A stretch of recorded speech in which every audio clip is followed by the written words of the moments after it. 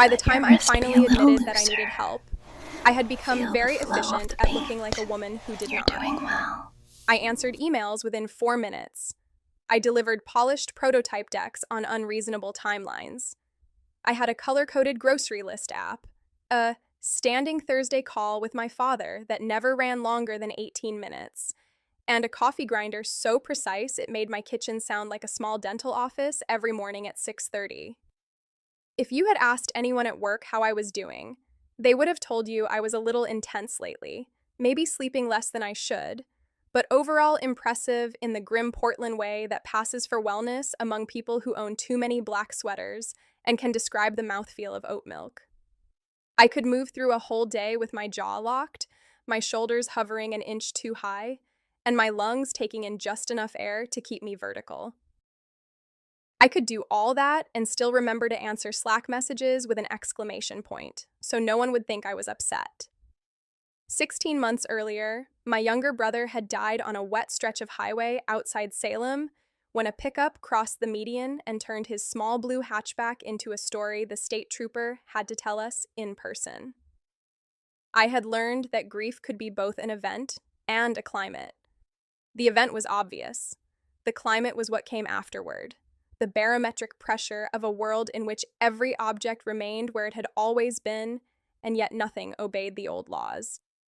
You could still buy toothpaste and basil and socks.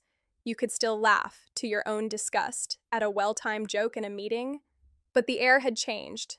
Sound moved differently through it. Time did not hold. My therapist, who had the patient eyebrows of a woman who had watched many ambitious people attempt to spreadsheet their own suffering, asked me in February what I was doing inside my body. I said, avoiding it. She gave a tiny nod as if I had finally answered a question she'd been leaving on the table for months. I think talking is helping some, she said, which meant talking was helping less than I wanted it to. But you still narrate your experience from several feet above yourself. Have you ever done yoga or somatic work? Do I look like I've done yoga? She smiled. You look like someone who has opinions about yoga. I do. Mostly that it's a way for expensive people to make breathing competitive. That is a very polished defense. I told her I hated when she sounded pleased with me.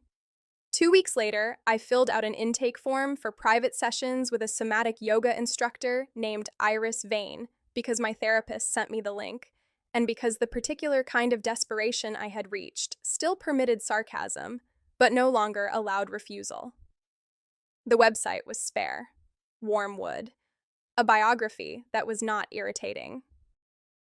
No language about optimization or transformation or radiant feminine awakening, which I would have closed on principle. She wrote that she taught people to inhabit rather than override themselves. She wrote about nervous system regulation, breath, alignment, and grief in the same plain tone you might use to discuss weather or rice. Attached studio. East side. Individual sessions. Sliding scale available. On the intake form, I wrote general stress under reason for seeking support, which was not exactly a lie in the way calling an avalanche a weather event is not exactly a lie. Under injuries, I wrote chronic neck and shoulder tension. Under goals, I wrote improved flexibility, better sleep, greater capacity to relax. I did not write my brother died, and my body has been punishing me for surviving him. I did not write there is a corner of my apartment where his things still sit in 2 storage bins and 1 duffel bag, because I cannot decide whether touching them would be devotion or betrayal. I did not write, sometimes I wake with my teeth clenched around his name. I booked a Thursday at 4:30 in late November, when Portland had entered that part of the year where the sky turned into a long, gray thought and stayed there. Rain glossed the streets and gathered in shallow mirrors at the curbs. I drove across the river after work, through traffic that seemed personally offended by my existence. The neighborhood was quiet in the expensive but not showy way certain East Side streets had mastered. Old trees, low fences, porches with planters gone skeletal for winter. Iris's studio was attached to a small house set back from the street, cedar siding darkened by rain. a paper lantern under the eave. When I got out of the car, the air smelled like wet leaves and distant wood smoke. I stood under the awning for a second longer than necessary, staring at the frosted glass panel beside the door that had studio in small black letters. I had the distinctly adolescent urge to turn around, get back in my car, and send a believable email about a work emergency. Instead, I went in. The space was warm enough that my glasses fogged for a moment.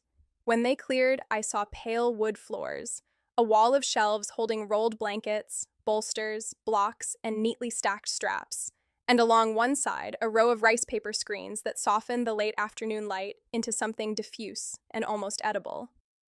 It smelled faintly of sandalwood and something citrus underneath.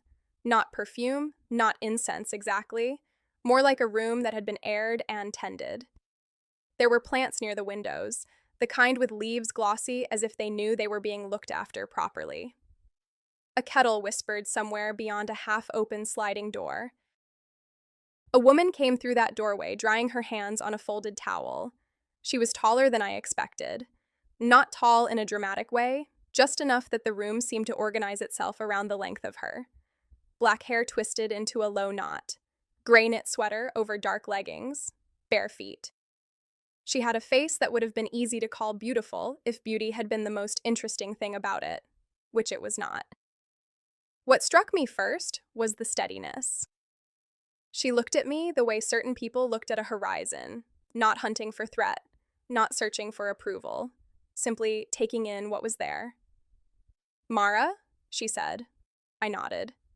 Unfortunately. A small change moved through her mouth. Not quite a smile yet. Iris. We shook hands. Her palm was warm and dry. She gestured for me to come farther in, then asked if I wanted tea or water before we started. I said no too quickly, as if hydration were a trick. She accepted that without comment and showed me where to leave my shoes and coat. "We'll talk a little first," she said, "then see what your body says today." "My body mostly files complaints," I said. "Bodies do that."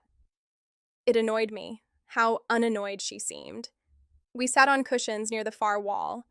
Up close, I saw that she was probably a little older than I had guessed from her website, late 30s maybe, and that there were faint lines at the corners of her eyes that deepened when she listened. Not when she smiled. When she listened, she asked about my work, sleep, energy, injuries, whether touch in a teaching context felt comfortable for me if it was discussed first and used sparingly. Her questions were simple, but so exact that I felt, absurdly, as though I had shown up with my shirt inside out. "General stress," she said eventually, glancing once at the intake form she had set beside her. "Can you tell me what that means in your life right now?" I had prepared for this in the car, a polished answer about deadlines and burnout and the modern condition. "Work's busy," I said. "I sit too much. I have a hard time shutting my brain off." She waited. I became conscious of the rain ticking softly against the exterior windows. "That's all true," I said, "and not all of it." There was no accusation in her voice. That almost made it worse. I crossed my arms. "Is this the part where you identify my childhood wound from how I stand?" "No." Her gaze stayed on my face. "It's the part where I tell you you don't owe me your whole story in the first 10 minutes. But I do want to know what kind of care you actually need." Something in me tightened hard enough to feel metallic. I stared at the grain of the floorboards between us. "I'm here because my therapist thinks I live from the neck up." Iris nodded once. "That sounds uncomfortable." It was such an inadequate word for the terrain of me that I laughed, one sharp, ugly burst of sound. To my horror, my eyes filled immediately after, as if my body had been standing just off stage with a bucket ready. I looked away and pressed the heels of my hands into my eyes. "Jesus Christ!" "It's okay," she said. "No, it's embarrassing." "It may be. It's still okay." I had no useful response to that. She did not move toward me or offer tissues with theatrical sympathy. She did not tell me to let it out, which would have made me want to die. She just stayed where she was, present in a way I had almost forgotten people could be, until my breathing stopped hitching and I could sit upright without feeling like I was being assembled from spare parts. "We can keep today very simple," she said after a while. "Nothing performative, mostly noticing." That sounds suspiciously like feelings. "It includes gravity," she said. "And the floor." That, for reasons I still cannot entirely explain, made me almost trust her. She had me stand at the top of the mat and simply notice where my weight fell. Not correct it, not improve it, notice. I discovered I lived almost entirely in the balls of my feet, as if I were always a half second from needing to run. She asked me to bend my knees slightly, unlock my jaw, let my arms hang. She said my breath did not need to deepen yet, it only needed to become available. We moved through cat-cow on hands and knees, a supported child's pose with a blanket under my shins because my ankles complained. A low lunge that showed me how thoroughly my hips distrusted the concept of release. Each time I tried to force the shape, Iris would say, "Less ambition," in the same tone you might use to caution someone adding too much salt. I hated how much I wanted to impress her. I hated even more that the desire was not about attractiveness then, not in any way I understood. It was simpler and more humiliating. I wanted the steadiness in her face to shift into approval. "Can you feel the back of your ribs?" she asked as I lay on my back with knees bent, feet wide, letting them knock gently together. "Conceptually." She did smile then, briefly. "Try less concept." When she asked permission to place a hand on my lower ribs so I could feel the direction of breath, I said yes because it seemed ridiculous to say no to a hand. But when her palm settled, light and sure, through the cotton of my t-shirt, some part of my body reacted as if a door had opened in a house I thought was sealed. Not desire, not then, something older, recognition maybe, or simply the shock of being touched without demand. "Don't make the inhale happen," she murmured. "Let it arrive, then see if the exhale can be longer." I tried. My throat felt full for no reason I could justify. We moved later into a gentle forward fold, seated on a blanket, knees bent, torso draped over bolsters because my hamstrings were apparently made of piano wire. Iris adjusted the support under my chest. The room was quiet enough that I could hear the kettle click off in the other space and a car passing through rain outside. Then, without warning, I started crying again. Not delicately. It came out of me with the terrible, bewildered force of something that had been crouched for months and had mistaken stillness for safety. I made a strangled sound and tried to push myself up. "I'm sorry." "No need." Her voice stayed low. "Can you stay where you are for one more breath?" I shook my head against the bolster because I did not know. Then I felt her hand, very light, on my upper back between my shoulder blades. Not rubbing, not consoling, just there, a point of warm weight asking nothing. The first honest thing I had felt in months was not comfort. It was that hand, and the fact that I could not lie under it, not to her and not to myself. I stayed. One breath, then another. The crying changed shape. Less panic, more weather. She did not speak again until my breathing steadied. When the session ended, my face was blotched, my hair had escaped its clip, and I felt like a woman who had been publicly dismantled by a hamstring stretch. Iris brought me water without making ceremony of it. We stood near the doorway while I put on my shoes. "Today was a lot," she said. "I'm never doing seated forward fold again." "We don't need to call it that if it helps." Despite myself, I laughed. She leaned one shoulder against the wall, arms loose. "Would you like to come back next week?" I should have said no. I should have told her I was clearly unsuited to whatever strange, honest swamp she was running out of this beautiful annex.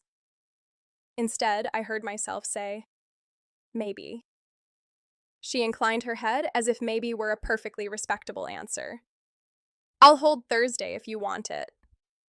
I walked back to my car into the damp blue of early evening, feeling wrung out and oddly exact, as if someone had cleaned a blurred lens.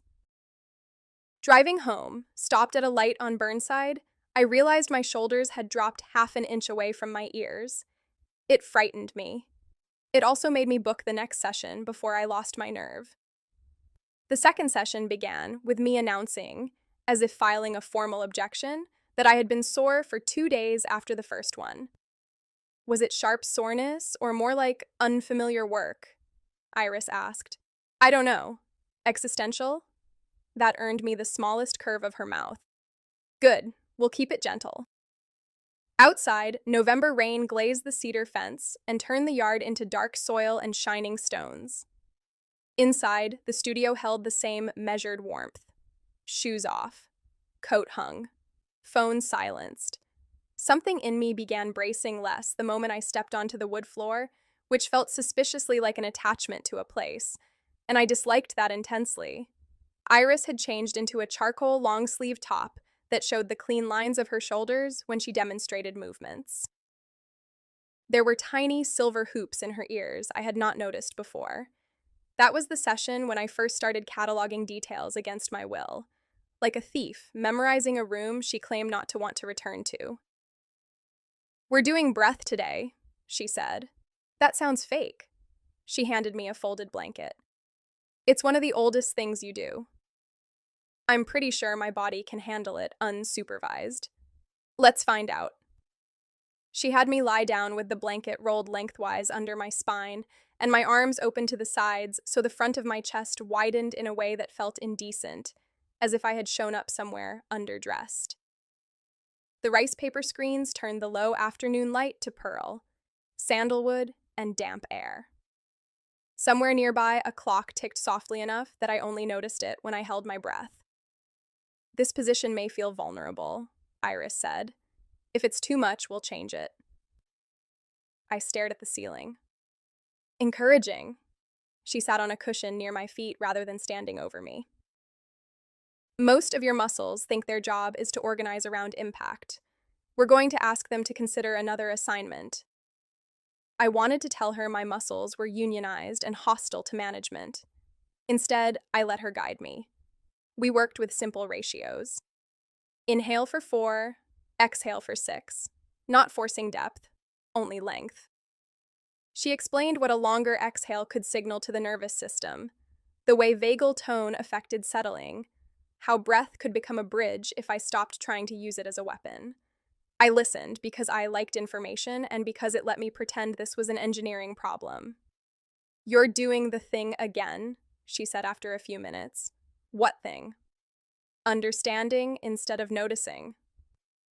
I closed my eyes. Maybe that's how I notice. It's one way, but not the only one. I tried to obey her, which was its own strange humiliation. The first several minutes were unbearable. My mind sprinted. Grocery list, client feedback. The email I needed to send to Devin about button states. The fact that I was paying a woman to teach me how to lie on a blanket and count to 6. Then, very gradually, the edges of things changed. The inhale stopped feeling like a task I had to complete successfully. The exhale found a little more room. My ribs moved under my own skin in a way that startled me. There was grief there, apparently. Also lungs. Imagine. Where does the breath get interrupted? Iris asked. At my throat. She nodded as if I had pointed out weather moving over a hill. And below that? I searched. My chest, sternum, the high hard shelf of my belly. Everywhere. Pick one place, not the whole country. I laughed with my eyes still closed. My lower ribs, maybe. Good. Put your hands there. I did. My palms were cool through the thin cotton of my shirt. Can you feel the sideways expansion on the inhale? Barely. That counts. There were moments in that session when I felt foolish enough to leave. There were other moments, smaller but stranger, when something in me unhooked by a degree. Not dramatic, not cinematic. The kind of change that would be invisible from 3 feet away, but mattered immensely if you happened to be the hinge. At the end, Iris had me sit with my back against the wall and one hand on my chest, one on my abdomen. What do you notice now? I opened my mouth to say calmer, because it was true and because it sounded like the sort of answer one gave in yoga studios. But the truer answer arrived first. I'm angry, I said. Iris tilted her head slightly. At? I stared at the plant near the window, its dark leaves shining. That this works even a little. Something like understanding passed across her face. That makes sense. I wanted her to tell me why. Instead, she just let the sentence stand there between us with its shoes off, fully inside the room.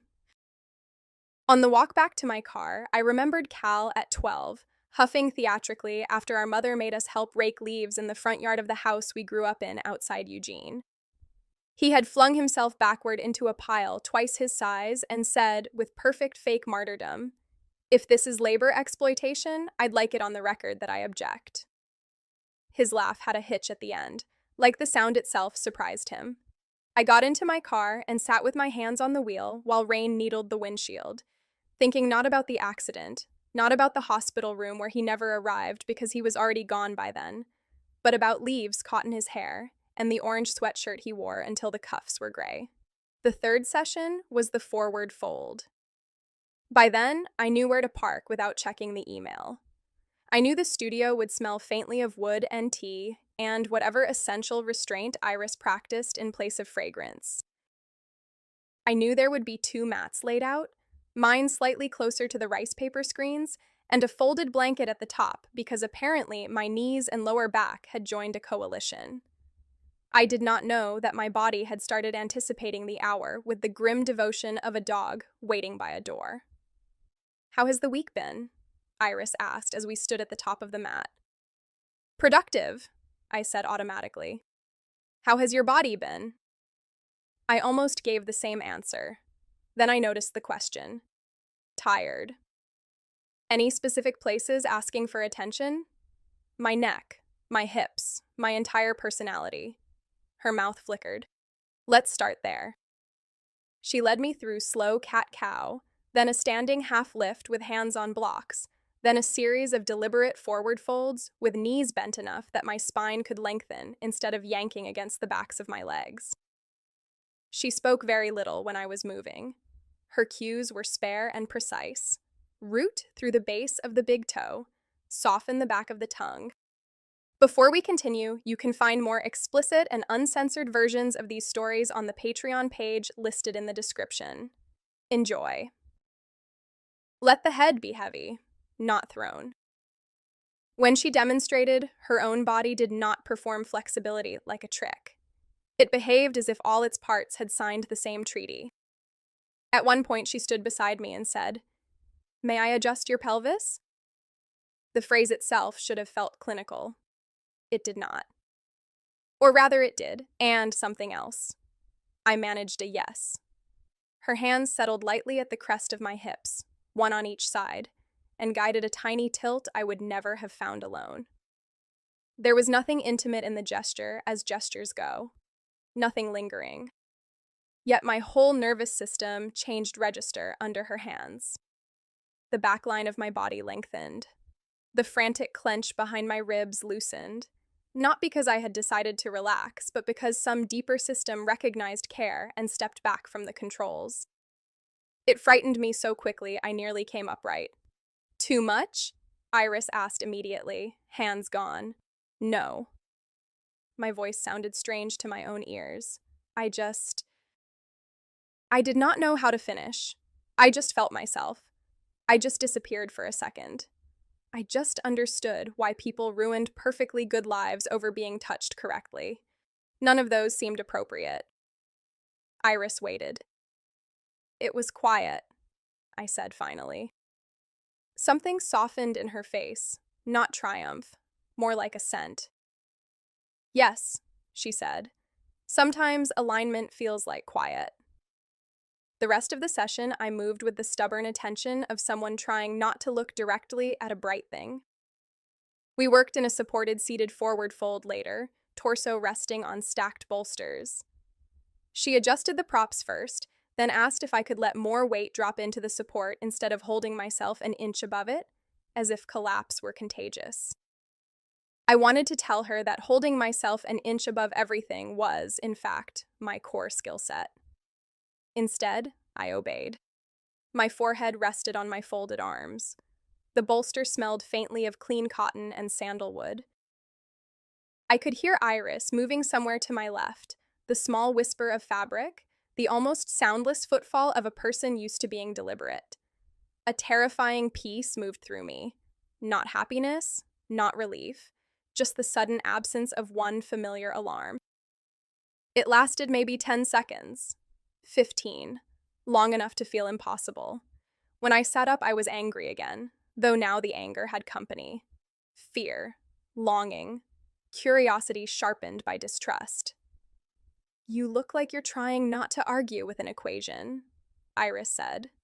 I blinked at her. "Do I?" "Yes." "That's upsettingly specific." She handed me a strap for a supine hamstring stretch. "I have practice." The fourth session was the one where I would not shut up. In my defense, work had been especially absurd. We were preparing for a client presentation with all the fake urgency of a manufactured emergency room. My manager had used the phrase polishing the narrative architecture 3 times in one meeting. Also, my father had asked on our Thursday call whether I was seeing anyone nice, which was his widower version of checking for structural damage, and I had replied with enough acid that he went formal on me for the rest of the conversation. By the time I arrived at the studio, I had a head full of static and a mouth determined to turn it into content. So I talked. I talked while unrolling the mat. I talked while taking off my sweater. I talked through cat-cow, through low lunge, through a supported squat where my ankles complained and my hips filed a class action suit. I gave Iris a polished monologue about work culture, about how weird it was that everyone expected healing to be photogenic, about the podcast episode I had heard on stress hormones, about the story of the guy in my building who left passive-aggressive notes in the laundry room like a municipal poet of resentment. I heard myself doing it and still could not stop. Talking kept the room from getting too close. Iris let it go on longer than I expected. She corrected my front knee once. She handed me a block. She told me to widen my stance. Then, when I was in a supported bridge with a block under my sacrum and words still coming out of me in a steady defensive ribbon, she said, very quietly, "Mara." I stopped. "Can you be silent for 3 breaths?" she asked. "And just notice what arrives without your narration?" My face went hot. "Are you telling me to stop talking?" "I'm asking if words are helping right now." The worst part was that her tone held no rebuke. If she had been irritated, I could have rallied. Instead, she sounded genuinely curious. I looked up at the ceiling, furious and embarrassed. "Fine. Good," she said. 3 breaths in silence felt longer than a winter. On the first inhale, I noticed how hard my tongue pressed to the roof of my mouth. On the first exhale, I noticed tears pushing up for no reason that had language attached. On the second inhale, I noticed the block beneath my pelvis and the way the front of my hips were being asked to exist without gripping. On the second exhale, I thought of Cal again, unexpectedly, kneeling on my apartment floor 16 months before he died, trying to assemble a particle board bookshelf from instructions so badly translated they read like a threat. He had looked up at me and said, "If I die doing this, tell people I fell in glorious battle against Scandinavian design."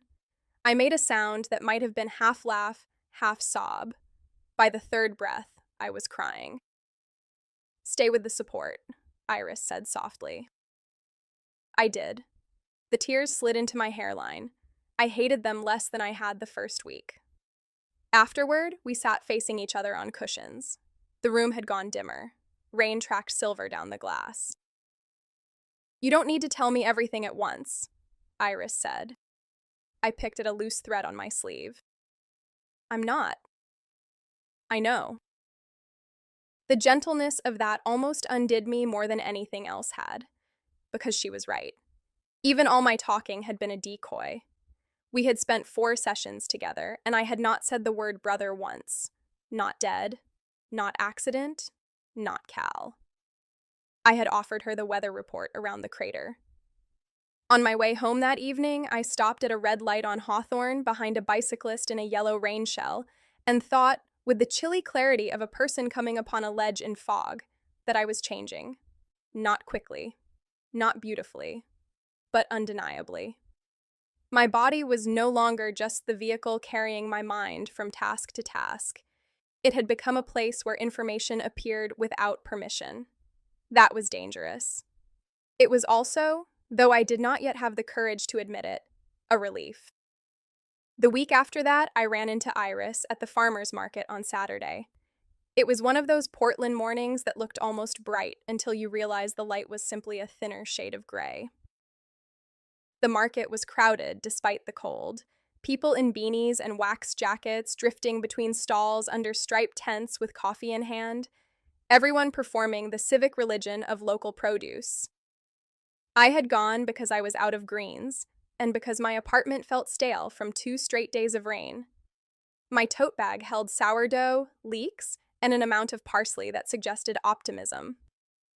I saw her first by the fruit stand near the north end, turning a persimmon slowly in one hand as if it deserved consideration.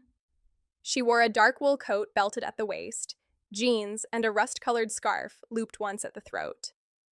Her hair was down, not fully loose but half caught back, and the sight of it changed the shape of the morning in a way I resented instantly. She was alone. For a second I thought I might simply retreat behind a display of apples and preserve the clean boundaries of our acquaintance. Instead, she glanced up, saw me, and her face opened in recognition so immediate that I felt it in my sternum. "Mara!" I walked over with an exaggerated caution that I hoped looked casual. "You buy fruit too? This is shocking. I assumed you photosynthesized." She laughed. Truly laughed. Not the small private smile from the studio. It arrived without self-consciousness, bright and low and wholly unperformed, and in that moment I understood with terrible clarity that I had been thinking about her constantly. Not just before sessions, not just in the practical way one thinks about a professional helping them. Constantly. Her voice when she said less ambition. The way she moved blankets, as if objects also deserved not to be handled harshly. The angle of her wrist pouring tea. I had been carrying her around like a secret object and calling it curiosity.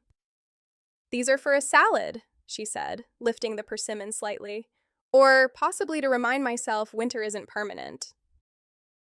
"I'm not convinced." "You don't have to be convinced, just fed." The fruit vendor, who had strong opinions about ripeness and was sharing them with a nearby couple whether they wanted them or not, began stacking another crate beside us. We stepped aside together to make room. My shoulder brushed Iris's coat for a fraction of a second. I felt that tiny contact all the way down my side. "Are you here every week?" I asked, then immediately wanted to kick myself. It sounded like the opening move of a person with intentions, which, to be fair, I did not yet know I had. I only knew I had none I understood. "Most weeks," she said. "I cook more when it's cold." That detail entered me with absurd force. Iris in a kitchen. Steam. Her hands on a knife or wooden spoon. I had to look away at the heap of pears to keep my face from telling on me. "I can make exactly 4 things," I said. "One of them is eggs. One is pasta. One is roasted vegetables if no one watches. One is coffee." "Coffee is not a meal." "It is to the strong." She laughed again, quieter. "I'll let your nervous system know." Someone jostled past with a stroller and an apologetic smile. The market moved around us in damp color and small noises, vendors calling, paper bags rustling, the hiss of an espresso machine from the cart at the corner. For a peculiar suspended beat, it felt as if we had stepped outside the logic of Thursdays and intake forms. Iris was not standing beside my mat. I was not lying on the floor trying not to cry. We were just 2 women under a market tent talking about fruit, while rain threatened and then held off. "Well," I said finally, because staying any longer felt dangerous in ways I could not parse. "Enjoy your not permanent winter." "You too." Her gaze rested on me for one extra second. Not heavy, just present. I'll see you Thursday. I went home with my groceries and stood in my kitchen staring at the sink while my coffee went cold in my hand. The recognition frightened me less because it was female, though that frightened me too once I let the thought move all the way in, than because it was specific. I had no category for wanting a woman with that kind of precision. Admiration? Yes. Envy? Sometimes. The occasional abstract awareness that certain actresses were beautiful in ways men seemed too loud for. But this was not abstract. This was the memory of her laugh loosening inside my chest like a knot finding heat. This was the knowledge that she was alone at the market and that the fact mattered to me. This was wanting to know what she cooked with persimmons. I spent the rest of the day trying to sand that realization down into something safe. Transference. That was the word I found first, as if clinical language could contain what my body had already understood. Of course, I was attached to her. She was helping me. She represented safety, competence, care. My therapist would probably have a diagram about it. The problem with this theory was that it did not account for the way my mind kept returning, helplessly, to her mouth when she laughed. The grief session happened in December, on a Thursday, so dark at 4:30 it might as well have been night. The rain had turned colder, almost metallic. I arrived 10 minutes early because staying home with my own thoughts had become harder than sitting on Iris's floor with them. I remember standing under the awning, listening to water run through the gutter, and thinking that if I left now, if I simply did not go in, I could preserve the shape of my life as it had been, controlled, articulate, haunted in familiar ways. Instead, I opened the door and stepped into warmth. Iris looked up from rolling a blanket. "You're early." "I was in the neighborhood," I lied. She did not challenge that. She only nodded toward the kettle. "Tea?" This time I said yes. We sat at the low table in the adjoining room, a small kitchen space I had only glimpsed before. Open shelves with stacked bowls, a ceramic vase holding bare branches. The window above the sink fogged lightly at the edges. She poured tea the color of amber into 2 cups without asking how I took it, which was fortunate because the answer would have been with an unreasonable amount of cream and emotional dependency. It was ginger, maybe, with something floral underneath. I held the cup in both hands and felt my fingers thaw. "You seem tired," she said. Good eye. "Is it the season or something more specific?" I stared into my tea. Steam touched my face. December. A small silence. "Does this month hold things?" she asked. "Or is it more the accumulation?" Trust Iris to phrase a question about grief, like she was asking how weather settled in a valley. "My brother's birthday was in December," I said. The words came out so flat they almost sounded calm. 29th. It was the first time I had said brother to her. Even that felt like stepping onto ice and hearing it answer back. Iris set her cup down. "Thank you." That nearly made me angry. Thank you for what? For naming the obvious. For failing more honestly. But the anger did not take. I was too tired to use it. We took the tea into the studio and began with restorative work. Nothing strenuous. She had already set out a bolster, 2 blankets, blocks, and a strap, as if she had anticipated that the evening would require architecture. Supported child's pose first, knees wide, bolster under my torso. Then a long, reclined bound angle with blankets under my thighs so my hips could stop trying to prove something. She sat nearby, not close enough to crowd, not far enough to disappear. "Can we work more slowly today?" she asked. "Have you met me?" "Slow is not my best speed." "Yes," she said, "which is why I'm asking." There was a point in grief, at least in mine, where exhaustion made truth easier than effort. I nodded. We moved with the pace of weather, a twist supported by bolsters, constructive rest. A side-lying shape with one hand over my ribs. At some point, Iris asked if I would be willing to name what felt most present. Not the whole story, just what was here. I don't know, I said. You do, but it may not be in words yet. I lay there on my side looking at the grain of the floor 2 inches from my face. The studio was very quiet. Not empty quiet. Held quiet. Outside, rain on the roof.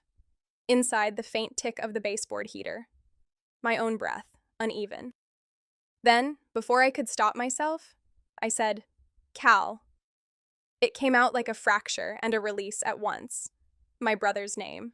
1 syllable. How could a whole person fit inside that, and how could the room survive hearing it? I began crying immediately.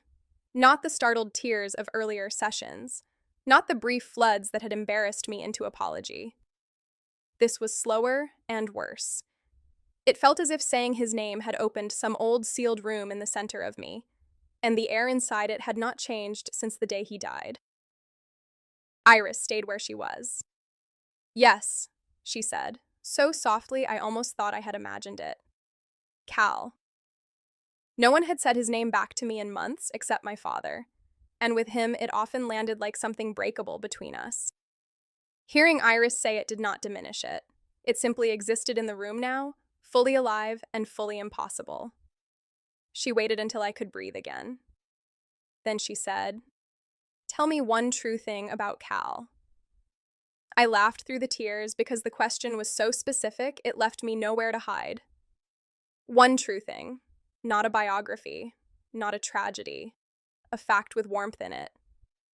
He hated bananas, I said. Not in food, just as an object.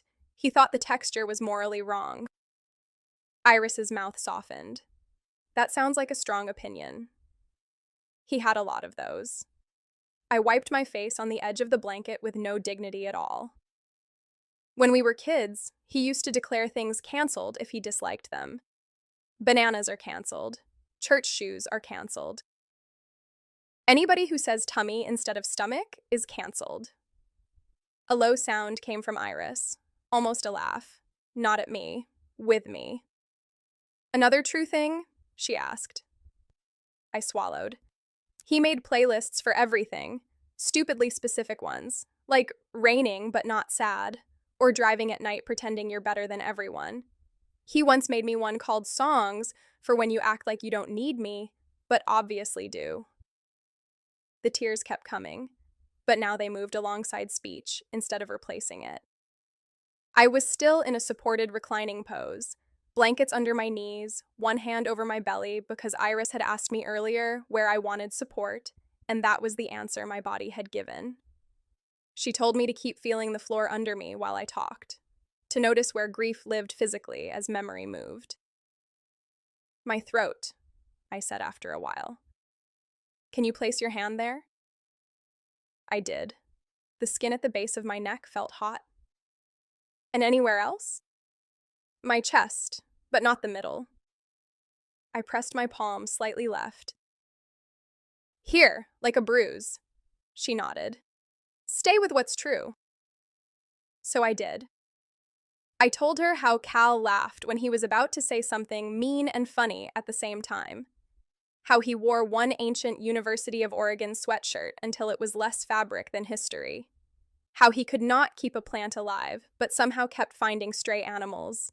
An injured pigeon once, a cat with half an ear, a dog that followed him for 3 blocks and never left. How at 26, he still called our mother if he had a question about laundry because he claimed care labels were written by liars. How the last thing he texted me was a picture of a sandwich so overstuffed it looked architectural, with the caption, "If I die without eating this, it counts as tragedy." I said those things while moving in and out of slow shapes. Iris guided me into a supported forward fold, then into legs up the wall with a folded blanket under my sacrum, then back down to lie with a bolster under my knees. The grief and the body worked together in a way I would not have believed if you had explained it to me beforehand. Every time memory sharpened enough to cut, she would bring me back to something physical and exact. The weight of your heels, the contact of cloth at the back of your neck, the length of the exhale, not to distract me from loss, to keep me company inside it. I didn't wash his sweatshirt, I heard myself say eventually. After he died. I mean, I brought some of his things here because my parents couldn't deal with all of it at once, and I said I'd sort through them, and I didn't. But the sweatshirt especially. It still smelled like him for a while, and then less and less, and now I don't know what I'm preserving. Dust, maybe. Or the idea that if I touch it too much, I'll use up whatever's left. My voice cracked on the last word. Iris was kneeling near the end of the mat now, not touching me yet, just present. That is a very human bargain to try to make, she said. I know it's irrational. Yes. I actually smiled then, wet-faced and exhausted. You're supposed to tell me it's okay. It is okay, she said. And irrational. Those aren't opposites. The studio blurred. I laughed once and cried harder. After a while, she asked, "Can you tell me one difficult thing about him too? Something true that isn't polished by missing him?" That question pierced me cleanly because it was exactly right. Death had a way of threatening to turn a person into a shrine, and Cal would have hated that more than bananas. He was infuriating, I said. He borrowed things and returned them in altered states. He was late to everything and then acted charmed when people were mad. He would start arguments at family dinners because he thought silence was wasteful. He flirted with cashiers as if it were a public service. There he is, Iris murmured. There he is. Not there he was. The correction lived under the grammar. I felt it. I looked at her through the blur. Did you do this with everyone? What? This. I made a vague, helpless gesture that apparently meant witnessing a stranger's dead brother while she cried into your bolster collection. No, she considered. Not like this. Not with everyone. I held her gaze a second too long. Something passed between us then, subtle as a current under dark water. Not acted on. Not named. But present enough that I felt my body register it before my mind did. She broke eye contact first, not abruptly, simply by turning her attention to arranging another blanket beside me. "Let's finish with rest," she said. In Savasana, she covered me with a blanket up to my shoulders because I was shivering without having realized it. Then, after asking, she placed one hand very lightly over my forearm where it rested palm up on the mat. Not to restrain, not to soothe exactly, to accompany. I lay there with tears drying at my temples and the weight of her hand barely there, and thought, with exhausted certainty, that if I ever came apart completely, it would happen in quiet, in a warm room that smelled like wood, with someone nearby who did not ask me to perform my pain into legibility.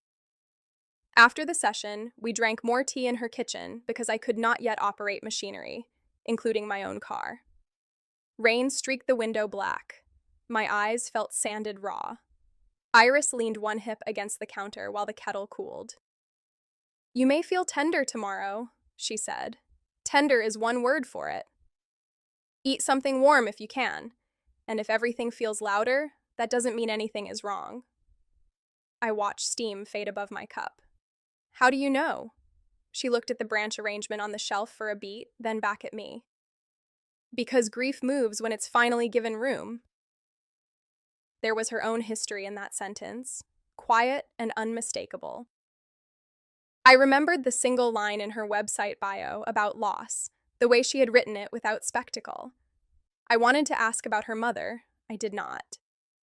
The question would have been too hungry coming from me then. Instead, I said, "Thank you." She inclined her head, accepting the words without making them too large. "Drive carefully." At home that night, I went straight to the corner of my apartment where Cal's bins sat under the window behind the armchair, as they had for more than a year. The duffel bag leaned against them like a waiting animal. I crouched there in my coat, not touching anything yet, just looking. The room was dim except for the lamp by the sofa. On the coffee table sat the mug I had abandoned that morning before work, a ring of dried tea in the bottom. Ordinary life on one side of the room, the border country of my brother on the other. I reached for the sweatshirt. It was blue once, then faded by washing and wearing into a color that belonged to old denim and twilight. The cuffs were rough, One sleeve had a grease stain near the wrist that never came out. I lifted it to my face. It smelled like nothing distinct. Cotton, dust, time. I sat back on my heels with it in my hands and cried until my throat hurt.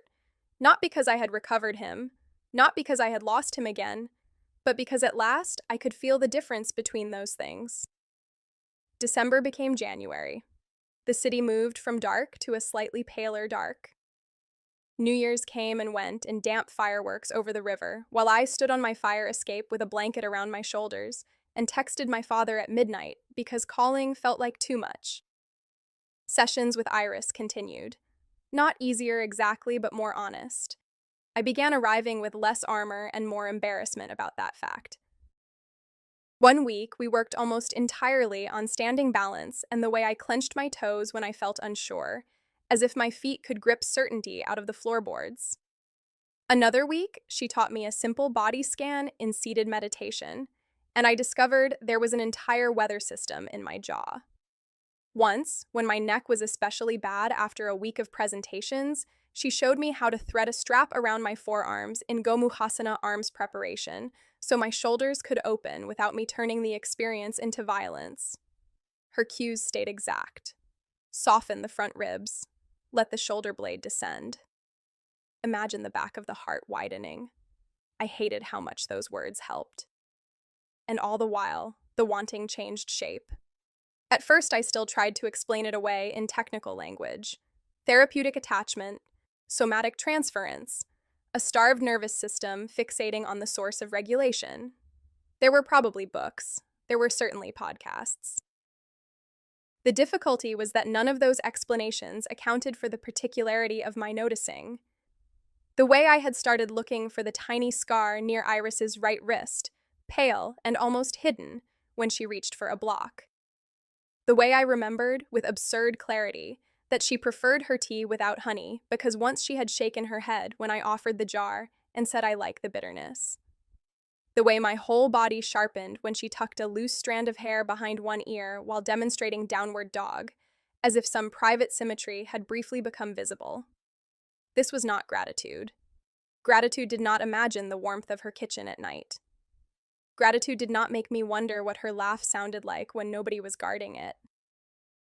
Gratitude did not notice that she had once, in passing, mentioned an ex who liked overwatering the basil, and then spend the drive home staring at traffic because the word she had used was she and my entire history with desire rearranged itself 2 inches to the left. It should not have surprised me as much as it did. There had been signs if you were less committed than I was to misunderstanding your own life. In college, I had once become so attached to a teaching assistant in a women's literature seminar that I changed my minor and called it academic inspiration. At 27, I had lived for 6 months with a man named Elias, who was kind and handsome and always slightly wrong against my skin, as if my body were translating him through static. I had thought that was fear of intimacy, then grief after we split, then my general emotional dysfunction. What I had not thought, because I had not let myself, was that wrong could simply mean wrong. The knowledge arrived gradually, like light changing in a room. Then, all at once. One wet Tuesday in late January, I was in the office kitchen making coffee when a coworker named Mark asked if I wanted to go out Friday. He was nice in the competent, clean-lined way men in product strategy often were. He wore good coats and knew what he was doing with olive oil. Under other circumstances, I might have said yes automatically, because yes was what I had always said to men who were decent and interested and not actively impossible. Instead, I heard myself buying time. Maybe, I said. That evening, lying on my couch with the city dripping outside my windows, I admitted the sentence I had been circling for weeks. I wanted Iris, not in theory, not as a displaced longing for safety. I wanted her, specifically, inconveniently, as a woman. The fact did not arrive with panic so much as with a cold, clear rearrangement. The furniture of my life moved without asking permission. Whole rooms came into view. I did not know what to do with that knowledge, so naturally I did something stupid. I canceled our next session. I did it by email at 8:12 that morning with an apology vague enough to be insulting. Something came up unexpectedly. So sorry for the late notice. I stared at the sentence before sending it and thought, with contempt, this is how cowards communicate. Then I sent it anyway and spent the rest of the day flinching every time my phone lit up. Iris replied 40 minutes later. No problem. Take care of yourself. Let me know if you'd like to reschedule. There was nothing in the message I could use against her, which was infuriating. No hidden disappointment, no chilly professionalism, no invitation either, just spaciousness. I hated spaciousness. It gave me too much room to hear myself. That Friday, I let Mark take me to dinner. He chose a place in the Pearl with low lighting and very sincere cocktails, served in stemware so thin it seemed emotionally unstable. He was kind. I want the record to show that. He asked thoughtful questions about my work.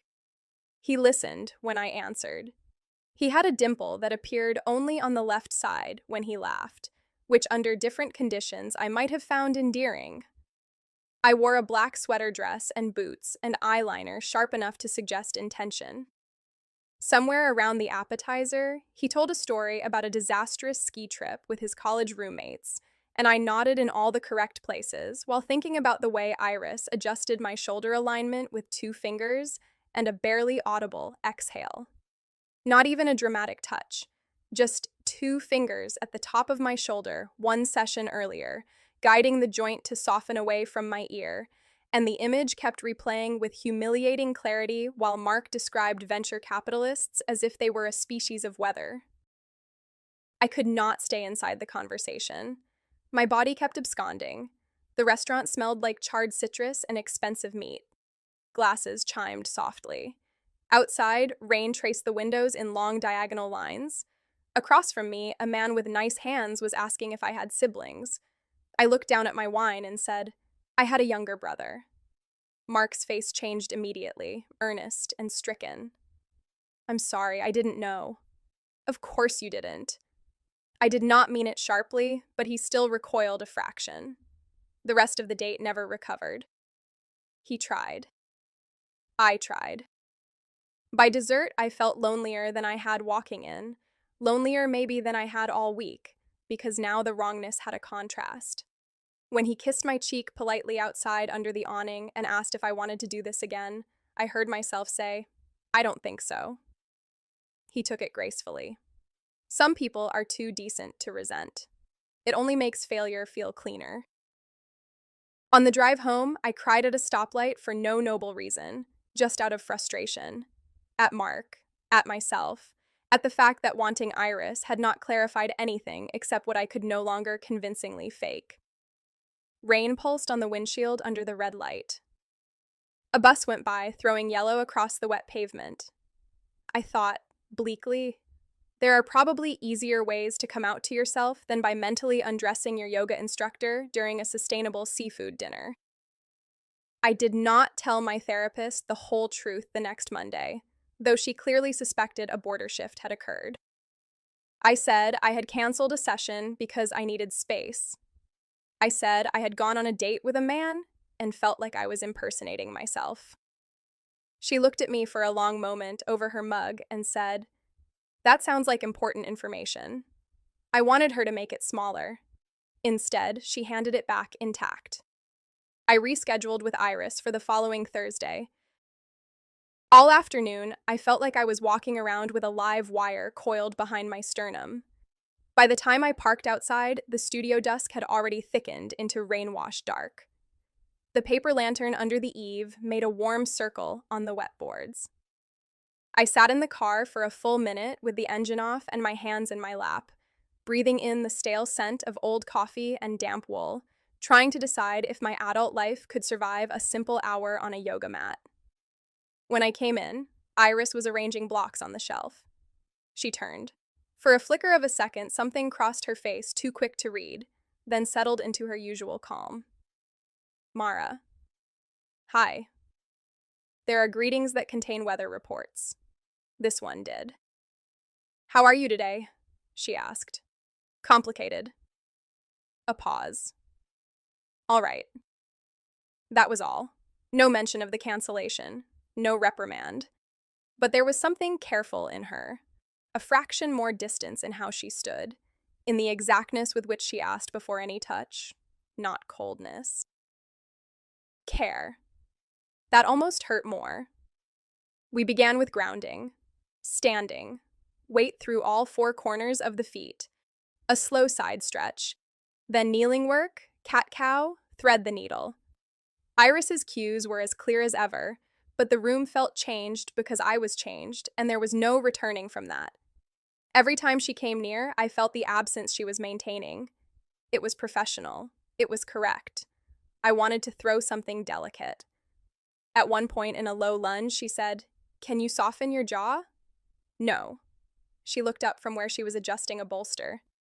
No physically or no temperamentally? I almost smiled. Both. There's information in that. That feels like a threat. It's an invitation. Of course it was. Near the end, she set me up in a supported recline, bolster along the spine, blankets beneath the knees. Usually by then, my body would have begun, reluctantly, to settle. That evening, it felt as if every nerve had been instructed to report for active duty. Iris sat on a cushion a few feet away and said, "We can finish in stillness if that feels useful." I stared at the ceiling. The rice paper screens held the last of the dusk like diluted ink. There are moments in a life that do not feel like choices until after they have ruined your ability to pretend. I sat up before I had fully decided to. The blanket slid to my lap. Iris's attention lifted to my face immediately, alert but not alarmed. "I don't think," I said, and then had to start again because my voice had gone strange. "I don't think I've ever wanted anyone the way I want you, and I need you to tell me if I'm imagining it." The sentence entered the room and stood there with us. No thunder, no dramatic intake of breath, just a fact finally spoken at human volume. Iris did not answer immediately. Her stillness changed quality, became denser, like a door holding against wind. She lowered her gaze once to her hands resting on her knees, then back to me. When she spoke, her voice was as calm as ever, but I could hear how carefully she was placing every word. "You're not imagining that something real is here," she said. "And because I'm not going to insult either of us by pretending otherwise, I need to say that clearly." My whole body went cold and hot at once. She continued before I could speak. "But you are also my client. You came to me in active grief. There is trust here that was built in a specific container, with specific responsibilities. My job has been to hold that carefully, not use it for my own comfort or loneliness or desire." The word desire landed low and exact. She had not raised her voice. She had not softened the truth into something abstract. For a second, I could not look at her. "I know that," I said. "I'm not asking you to be unethical." "I know." Her eyes on me again, steady. "I'm telling you why this matters, because my feeling doesn't erase that. Yours doesn't either." I looked up then, sharply. "Your feeling?" A tiny exhale, not quite a sigh. "Yes." There it was. Not flamboyant, not handed over like a prize. Simply true. My throat tightened so hard I had to swallow before I could speak. "Okay. We need space," Iris said. "Actual space, not as punishment, as respect, for what this has been, and for what it could only be if it begins outside this room." The adultness of it was almost unbearable. No sweeping declaration. No collapsing into romance to spare either of us discomfort. She was standing inside complexity and refusing to lie her way out. I had never wanted someone more. I had also never respected anyone more, which was deeply inconvenient. "What does space mean?" I asked. A pause in sessions. She held my gaze.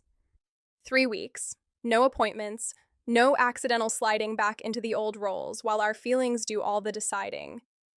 "You can take that time and see what remains when I'm not your teacher. I can do the same." I laughed once, without humor. "You make it sound very rational." It isn't only rational. For the first time, something unguarded moved across her face, brief and unmistakable. It's difficult. The room tilted softly around me. 3 weeks. Yes. I looked at the floor. The wood blurred. And after that? After that, if you still want to talk, we talk somewhere neutral. We decide from there. But not if you're continuing as my client. I sat very still, hands clenched in the blanket on my lap. Part of me wanted to argue, to insist that I knew my own mind, that I had been starving for long enough to recognize hunger when it finally named itself. Another part of me, the part that had learned in this room to differentiate urgency from truth, knew she was right. So I don't come back, I said, not as before. There was grief in that too. Strange, clean grief. The end of one form so another might have a chance at being real. I nodded because I could not yet trust my voice. Iris waited, giving me all the time in the world to refuse her wisdom like a child rejecting medicine. Finally, I said, "Okay." Her shoulders lowered a fraction, as if she had been bracing too. "Okay." The rest of that evening was almost comically ordinary. She brought me water. I put on my shoes. Rain hissed in the dark outside. At the doorway, she said, "Drive safely, Mara," in the same tone she always used, except now I could hear the effort beneath it. I wanted, absurdly, to touch her sleeve. I did not. The first week of the pause was terrible. Not because anything dramatic happened, because nothing did. Thursday arrived, and I did not drive east. At 4:30, I was in my apartment staring at my laptop, while a Slack thread about onboarding friction multiplied like mold. My body noticed the absence before my mind stopped pretending not to. By 6, my shoulders had climbed back toward my ears. By 10, I was reorganizing the spice drawer in a state of low-grade fury. On Saturday, I finally turned toward the corner with Cal's things. I had been approaching it in increments since the grief session, lifting one item, then another, but the bins themselves remained mostly closed. That morning, rain feathered the windows, and the apartment felt held in gray.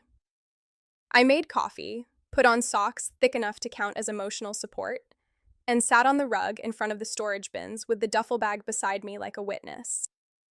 The first lid came off with a plastic crack that sounded far too loud. Inside were folded t-shirts, 2 paperback novels with his notes in the margins, a bike lock, a phone charger he had definitely stolen from me and never admitted to, and a shoebox full of photos and ticket stubs. Not treasures, exactly. Evidence of ordinary life, which was both easier and harder. I worked slowly, kept what I wanted, set aside what should go back to my parents, made a pile for donation. Each object had to pass through my hands and with it some specific ache. The green flannel he wore on Thanksgiving, the year he set the oven mitt on fire trying to rescue a pie. A receipt from a gas station in Newport with his handwriting on the back. Buy better snacks next time. A photograph of the two of us at Cannon Beach in our 20s, both of us windblown and squinting, his arm looped around my neck hard enough to look like a threat. At noon, I found the sweatshirt again, and folded it, properly this time, placing it not back in the bin but in my dresser drawer. Not a shrine, not discarded, integrated. The gesture felt small and enormous. My brother could not live in the corner forever because I was afraid to let him live anywhere else. The second week, I went to a grief support group exactly once. It was in the basement room of a church near Laurelhurst, with folding chairs in a circle and a table of stale cookies no one trusted.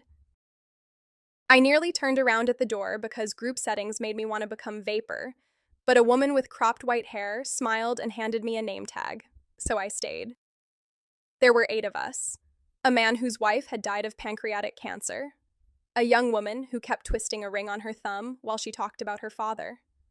2 sisters grieving their mother in opposite directions. When it was my turn, I said, "My brother died in a car accident last year." And hearing myself say it to strangers felt less like exposure than I feared. More like setting down a box I had been carrying alone because I assumed everyone else had enough boxes already. No revelation occurred. No collective healing montage. The coffee was bad. Fluorescent lights hummed. But when I left, I realized the floor had not opened under me. Grief could be spoken in plain rooms among people who did not know how Cal laughed and still remain his. That Sunday, I wrote Iris a letter I did not intend to send. I sat at my kitchen table with rain pattering the fire escape and opened a blank document because handwriting felt too theatrical for the amount of feeling involved. I thought I might write a paragraph. Instead, I wrote for nearly 2 hours. Not about wanting her, not really. The letter was about Cal. I wrote about the first time he drove on the freeway and missed our exit because he was singing too hard to notice. I wrote about the way he called me Mare when he wanted something and Mar if he was worried. I wrote about how after our mother's mastectomy, he came over every Sunday to change the sheets on her bed because he knew she would refuse help if anyone made it solemn. I wrote about the cruelty of outliving the person who knew the version of you from before you became efficient. I wrote about the sweatshirt, about the market, about how learning to feel my own ribs move had somehow made my brother more real instead of less bearable. I did not write anything I thought would persuade Iris of my seriousness. I did not make a case. I simply told the truth as cleanly as I could. When I finished, my eyes hurt and my coffee had gone cold, and the apartment around me looked the same as before, which felt briefly insulting. I read the letter once, then twice. At the top, there was no Dear Iris, which somehow made it more intimate. At the bottom, there was no signature because who else would write like that? I closed the laptop, reopened it, and sent the letter to her before I could begin managing it into something safer. The message said only, I wrote this and wasn't planning to send it, but I think maybe I'm supposed to. No need to answer quickly.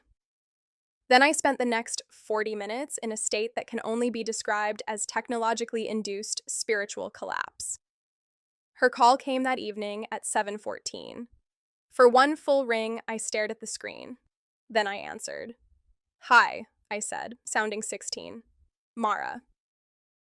Her voice in my ear, instead of across a room, changed everything and nothing. I hope it's okay that I called. Yes. I stood up for no reason and began pacing from kitchen to living room. Yes, of course. A soft exhale, maybe relief. I read your letter. I leaned a hand against the wall by the window. Outside, headlights moved through rain like fish under dark water. Okay. It was beautiful, she said, and not in a polished way, in a true way. The room seemed to tilt around that sentence. I closed my eyes. Thank you for sending it. I almost didn't. I know. We were quiet for a second. I could hear, faintly, something on her end. Maybe a refrigerator hum, maybe rain at her windows, too. The intimacy of ordinary household sound nearly undid me. She asked if she could tell me what stayed with her from the letter. I said yes. She mentioned the line about outliving the person who knew your original weather. She mentioned Cal calling me Mare when he wanted something. She said the paragraph about folding the sweatshirt had made her put the phone down and breathe before continuing. No one had ever read my words that way, as if language itself were a body to be listened to. We spoke for 2 hours, not continuously. There were pauses that would have been awkward with anyone else and felt necessary with her, space where neither of us rushed to fill the quiet just because it existed. She told me a little about her mother then, not all at once, not as repayment. Enough. That for the last year of the illness, she had learned how often care involved ordinary tasks no one praised you for. Pillboxes, laundry, broth, the way anticipatory grief made every room feel temporary. She said after her mother died, she realized she had been living half an inch outside her body for so long she no longer remembered the way back in. Yoga had not saved her, she said. Nothing so theatrical. It had given her practices sturdy enough to survive reality. At one point, I sat cross-legged on the floor with my back against the couch and said, I keep worrying I made all of this bigger because of the circumstances. All of what? She asked quietly. I knew exactly what she was doing, making me say the noun instead of hiding inside pronouns. This, I said. Us. Wanting you. Feeling. I groped and failed. Changed. She was silent long enough that I wondered if I had gone too far. Then she said, circumstances shape things. They don't invent them from nothing. I rested my forehead on my knee. That's not especially calming. No, she said, with unmistakable warmth. It probably isn't. By the time we hung up, it was after 9. My apartment was dark, except for the lamp over the stove. The rain had stopped. I sat on the floor with the dead phone in my hand and understood that something had already begun, not in the dramatic sense romance novels promise, but in the quieter sense that truth, once spoken and met, keeps making its own room. The third Thursday passed without a session. Instead, on Friday morning, there was an email from Iris. A cafe on Belmont, small and usually quiet after the lunch rush. Saturday at 2, if that still felt right to me. Neutral ground, just as she had promised. At the bottom, no pressure. A sentence that, from anyone else, might have felt procedural. From her, it felt like care made visible. I stared at the screen for a long time before replying, yes. Saturday arrived under a pale Portland sky threatening rain. I changed clothes 3 times and finally chose jeans, a black sweater, and the green coat Cal used to call my divorced park ranger look. By the time I reached the cafe on Belmont, my whole body felt tuned too tightly. Iris was already there with a mug between her hands. She stood when she saw me. The smile she gave me was brief, careful, and unmistakably for me. Hi, she said. Hi. For a minute we did ordinary things, asked about the weather, commented on the crowd. Beneath that surface, I could feel both of us learning the new ground. Finally, Iris set her cup down. I'm glad you came. I almost didn't. I know, I laughed. We talked for a long time, about boundaries because neither of us wanted to pretend the circumstances had been simple, about the difference between being cared for and being chosen, about the fact that I would not be returning as her client. I was afraid, I admitted, staring into my coffee, that once I wasn't your student anymore, all this would shrink into gratitude and embarrassment. And did it? She asked. No, it got more ordinary, which made it worse. Better. Worse first. A quiet smile touched her mouth. I know what you mean. I asked whether she had wanted to call sooner after the letter. Yes, she said. What stopped me was respect, and fear of getting it wrong. When we left, rain had begun in earnest. We walked because Portland. Iris said her mother had loved this weather because it made people slow down enough to look where they were. I said Cal would have called it artisanal precipitation. At the small park near the school, we stopped under a cedar. For a second, neither of us spoke. Then Iris looked at me with that steadiness I had first mistaken for distance. By then, I knew better. I want to kiss you, she said, but only if this feels like an exhale to you, not another demand. Yes, I said. She stepped closer, giving me time to meet her. Her hand came to the side of my face, warm despite the rain, and she kissed me. Quietly. Certainly. Coffee and damp air and relief, not fireworks. Something better. The deep easing of what had been held too long. My body did not leave me. It arrived. When we parted, our foreheads rested together for one brief moment. We kept walking after that, slower now, shoulders brushing without pretending it was accidental. Nothing in my life was solved. Cal was still dead. Work would still ask impossible things in polished language. I would still wake some mornings with grief sitting at the edge of the bed before I opened my eyes. But as we moved through the rain, I understood something I had spent 16 months failing to learn. Healing and loving were not separate activities. My body was not the obstacle I had to outsmart before I could belong to myself. It was the place where grief lived, and memory, and hunger, and the soft fact of being kissed by a woman who had seen me tell the truth and had not looked away. When I got home, the apartment smelled faintly of rain and old wood. In my dresser drawer, Cal's sweatshirt lay folded among my own things, no longer exiled to the corner. I touched it once in passing, only to include him in the day. Then I stood in the middle of my bedroom with wet hair and coffee still ghosting on my mouth, and felt my breath move all the way down. For the first time since my brother died, my body did not feel like somewhere I was trapped. It felt like home.